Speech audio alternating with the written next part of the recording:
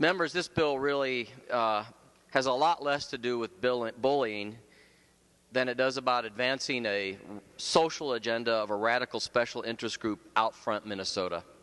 They were the only group that came to my office to advocate for this bill. And I'll get to it. And the point of what I'm going to say this afternoon will be the chilling effect that this bill is going to have on free speech, and specifically religious free speech. But first, I don't bring this up to draw attention to anything that I've done, but just so that you know, it's not some casual association. But for 5 years, I was part of a program called Kids Hope USA.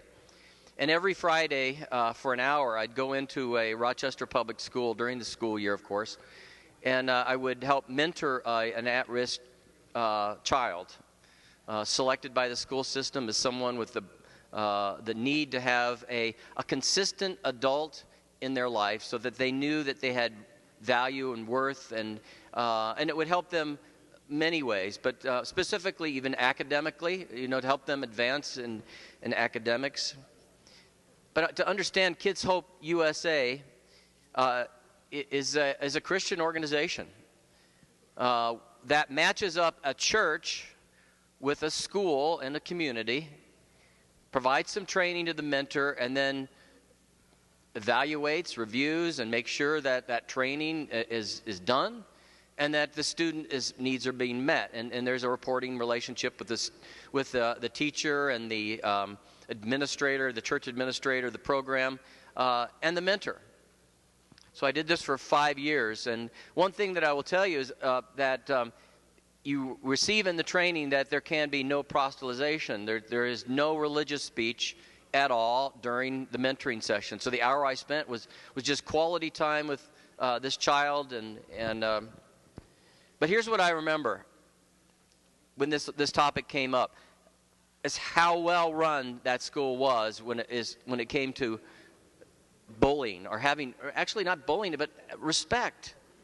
I mean, probably every 100 feet in this school in southeast Rochester was some poster or drawing that would advocate for the children in that school having respect for each other and promoting that. And I saw it in the classroom. I saw children admonished, their behavior monitored, and that making a significant difference. So now back to this bill. So I say that, of course, because it's already happening, and this bill really doesn't do any more to help with that. So back to my premise that this bill is a whole lot more about a social agenda than it is about preventing bullying. We should take some comfort, in fact, that on page 7, starting with 7.7, in relation to existing law, that we read in here that interfere with a person's rights of religious expression and free speech and expression under the First Amendment of the United States Constitution. We should take some comfort in that, except for the fact that we see in other areas of the bill, of course, that there's got to be some training somewhere in helping the student understand the differences that exist in sexual orientation and gender identity and expression.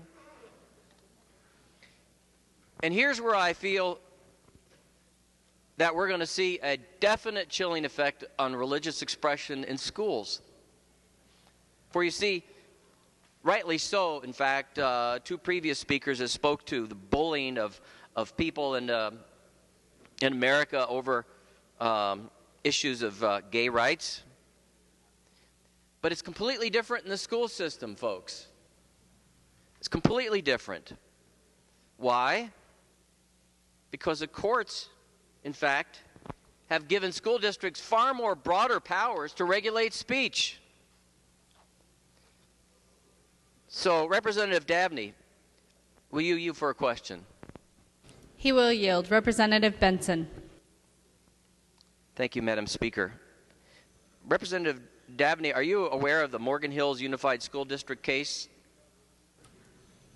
Representative Dabney. Madam Speaker, Representative Benson, no, I am not. Representative Benson.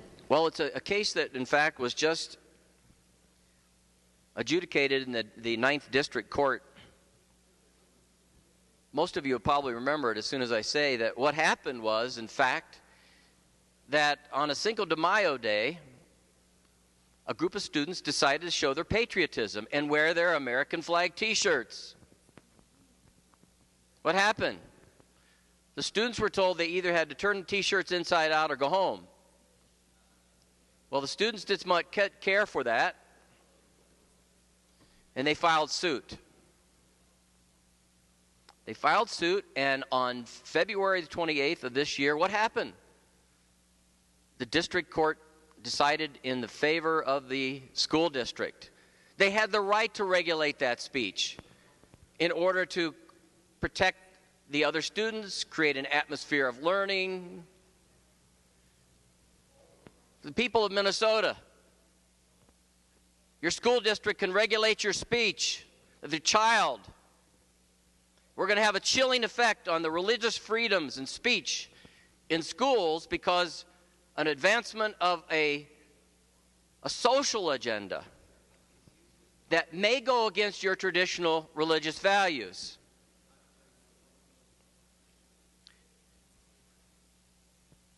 That's fact, folks.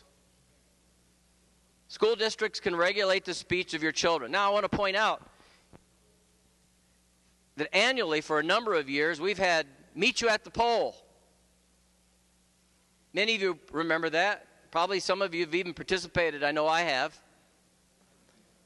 where thousands of students, Christian students across the nation, gather on a particular day for the sole purpose of praying and lifting up each other in prayer. And quite often in the ones that I've participated, they pray for the leaders of their communities, their states, and their nation. But I've also heard some prayers where these students have prayed for students that have been caught in their minds, in their faith tradition, in their worldview, sexual sin and other addictions. My question to Representative Dabney, if he were to yield again, Madam Speaker. He will yield. Representative Benson.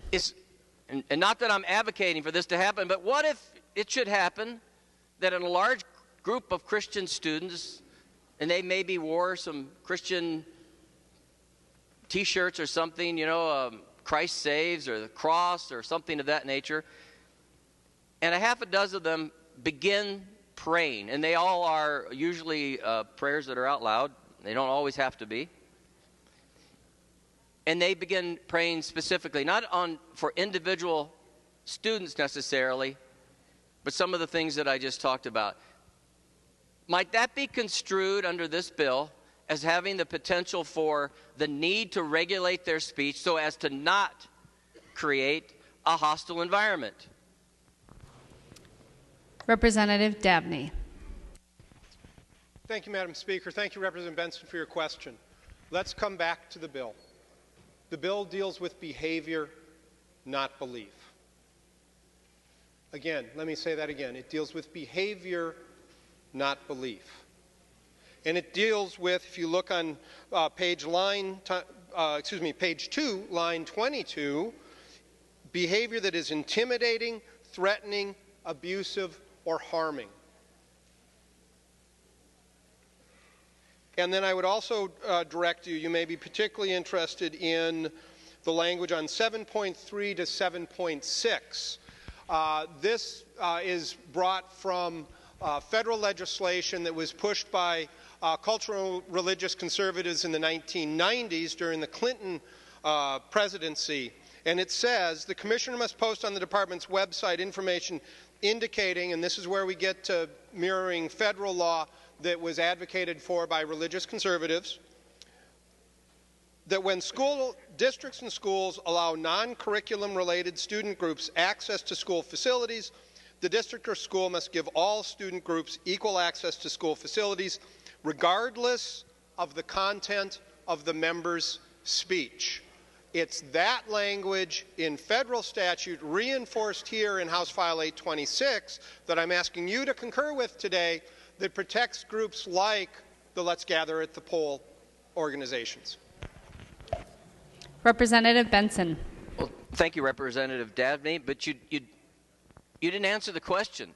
Or you did answer the question and it failed specifically to say their action. You said their beliefs weren't be regulated. But I just gave you an example of an action that a student took.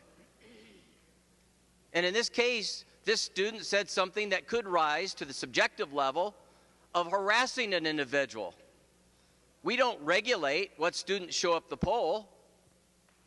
And certainly I would hope that there'd be real diversity in the number of people. There's no condemnation in terms of the invitation. Anybody can show up. But it's now the student's action, not the belief. They may have had access to the school and the facility, but now it's a specific action that we have to worry about. Members and the people of Minnesota, this bill goes far too far. It is going to lead to some unintended consequences to a major degree. We've just talked about what it's going to cost to implement. What I foresee in trying to regulate speech the way this will is massive lawsuits from both sides of this issue. People who feel like their free speech, religious speech has been infringed, and those who believe that having access is an affront. For the people of Minnesota, about a dozen years ago, there was a movie called The Matrix. And in the beginning of that show, the hero was presented by another character with a choice of taking two pills. The first pill, if he chose to take it, would keep him oblivious to what was going on around him. The second pill would wake him up, so he'd become aware. And of course, as becoming aware, then forced to take action. Got a couple of different pills that you need to take. You're going to either stay oblivious or you're going to take the pill that sees what most of us, or at least a lot of us here, see, and that there's a lot more to this bill than just simply bullying. Thank you, members.